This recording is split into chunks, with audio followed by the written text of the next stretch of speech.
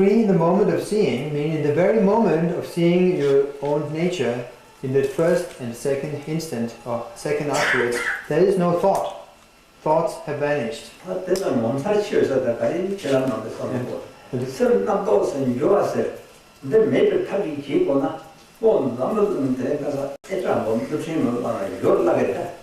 honestly, is there anything more fantastic than being totally free of thought? But even though it's just that short, because there's nothing else in this world that can totally bring a halt to thinking. You can blow up nuclear bombs and so forth and use all different techniques, but nothing really stops thoughts. But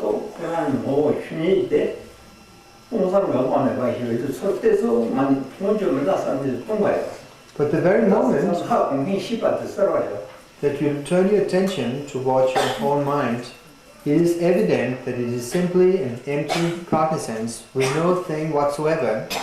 It's empty, and yet there is a seeing of that because mind is also cognizant. And these are a primordial, original unity, being empty and cognizant. But the fault happens that we don't believe that this is really it because it's too easy. There's nothing more easy than this, just like that. Okay. Don't think of anything, having totally abandoned thinker and what is thought of. In that moment you've already seen that there's nothing to say. It's not something you gradually approach like a spirit entering it. This is what is mentioned by the phrase, in one moment makes a difference. In one moment, complete enlightenment. That moment, like this, is the unmistaken Buddha mind. Don't project outwardly. Don't concentrate inwardly. Don't keep a state in between. Totally give up any mental effort. This is what the old Menaki man called it's utterly or sheer emptiness. You don't need to block your five senses. Not at all. Like this, just remaining like this, everything is vividly experienced. But if you start to investigate and label, you are involved in thoughts. This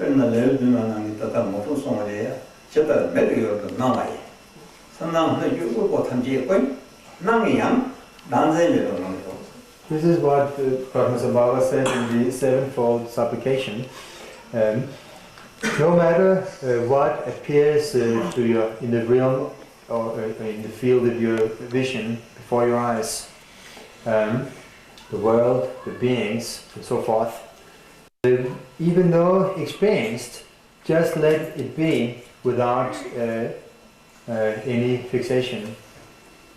In other words, disown everything. The dissolving of subject and object is the pure form of the deity. Whatever moves or occurs in the realm of your ears or any sound, all resounding, whether pleasant or unpleasant,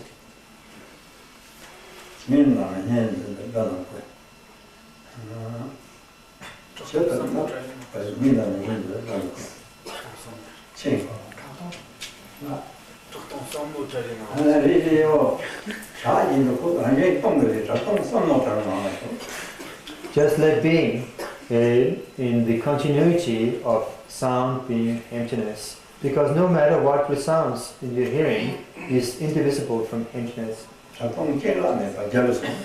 The empty resounding beyond arising and ceasing is the voice of the victorious ones.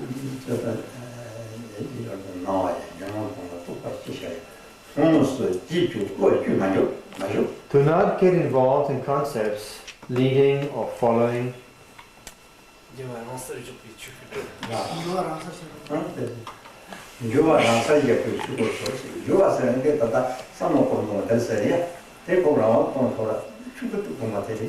By leaving your thinking to itself, it dissolves naturally into Dhammakaya. The thinking means our thoughts of this and that. If you just let it be, it naturally dissolves.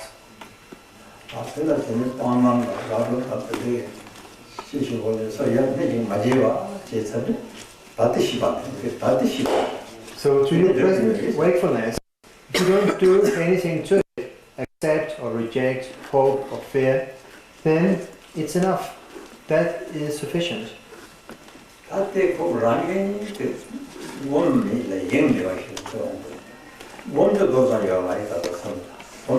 So what you naturally need to train in is to not imagine something by an act of meditating, but also not to be distracted for even a second.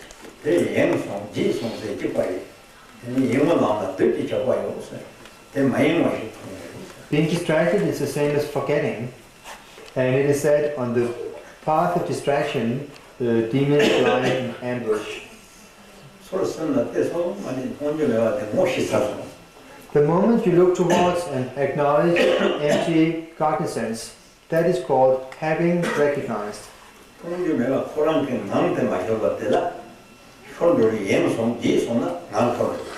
then there is a continuity of empty cognizance, which you don't need to fabricate in any way.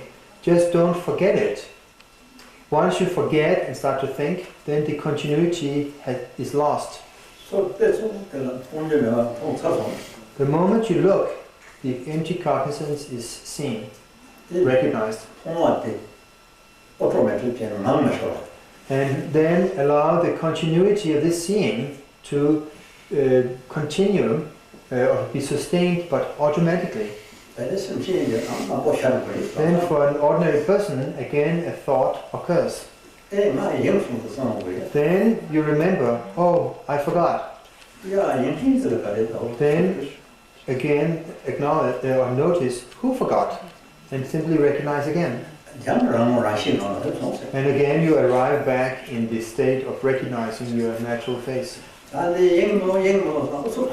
That doesn't mean sitting and straining, trying not to be distracted. It's like ringing the bell once and the sound continues. It doesn't mean ringing the bell continuously. Once the continuity fades, that means we start forgetting. And we get involved in a thought. Then again we notice, oh, I forgot. I got carried away. And then, all right, then look towards. And again you are back in recognizing. And again there's a natural stability in a continuous state of empty cognizance. We need to train in that short moments many times.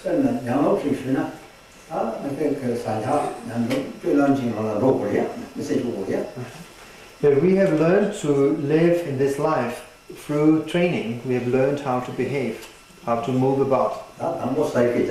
First we have to learn how to eat. So, sorry, I get this wrong. We have to train while involved in the activities of this life. For example, while eating, we taste the food and we start to think about the food and then notice, oh, I got carried away. Again recognize while eating. In that moment, you arrive back vividly in the state of the essence. Then you forget again. It gets lost. Then you, while walking about, moving in your room, you can still recognize the Buddha nature. When you lie down to sleep, if you're diligent, also recognize again. When you sit, recognize. Actually, there is no time when you are not allowed to recognize nature of mind. Even when you sit on the loo,